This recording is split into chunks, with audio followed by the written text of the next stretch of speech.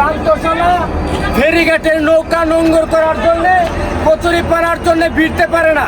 এই কচুরিপানাগুলো সরানোর জন্য মেশিন দিয়ে কেটে দেওয়ার জন্য উপযুক্ত কর্তৃপক্ষের কাছে বলবো, আপনারা কি সবাই প্রান্তশালার ওই যে কচুরিপানাগুলো কাটার জন্য ইউনুমত এবং এমপি বরাবর দরখাস্তের মধ্যে আপনারা সবাই একমত?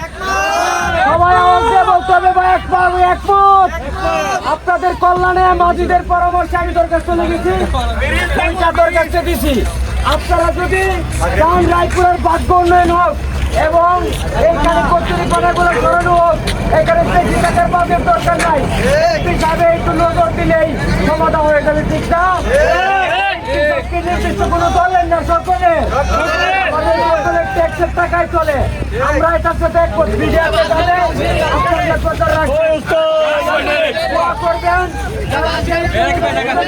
কাজ করে তারা যেন আপনাদের দোয়া চাইব যে কাজটা না করা পর্যন্ত এখান থেকে যাবো না। নৌকাগুলা আসা যাওয়া করতে পারে না, নৌকাগুলা এইভাবে হেলায়া তুলায়া আসা যাওয়া করে, মানে খেলা দুইবার যাওয়ার অবস্থা তৈরি হয়।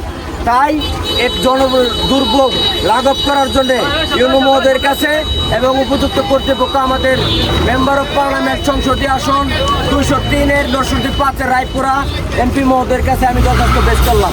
প্রান্তশালা নৌকা ঘাট দিয়ে না আসে, ফেরিঘাট দিয়ে আসতেছে। আমার এক মা চরাঞ্চলের দেখেন পায়ের মধ্যে এত বড় বিশাল সমস্যা, এই যে ওনার পায়ের মধ্যে এই সমস্যা নিয়ে আরো গতকাল একটা রুগী হুইল চেয়ার করে উঠাই দিতে হয়েছে, আমি তুলে দিয়েছি হুইল চেয়ারে পুলি করে। এই সমস্যা নিয়ে ভাই কি সমস্যা আপনি নিজে বলেন একটু।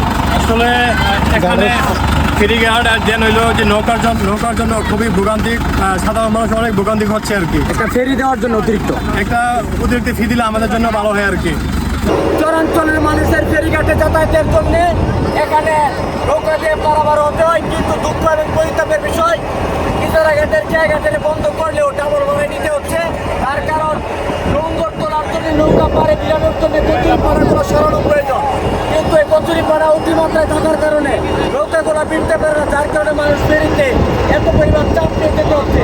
এখানে যদি হচ্ছে কয়েকটা জাতীয়ভাবে তেল খরচ বেশি, তেলের উৎপাদন কম, তেল খরচ বেশি হচ্ছে, মাঝিরা কিন্তু তেল বেশি লাগতেছে, ভাড়া বেশি দিতে হচ্ছে সাধারণ মানুষকে, 10 টাকার ভাড়া 20 টাকা দিতে হচ্ছে এবং আব্দুল্লাহ চর দিয়ে যাতায়াত করতে হচ্ছে এবং এই দিকে সময় শ্রম অপচয় হচ্ছে।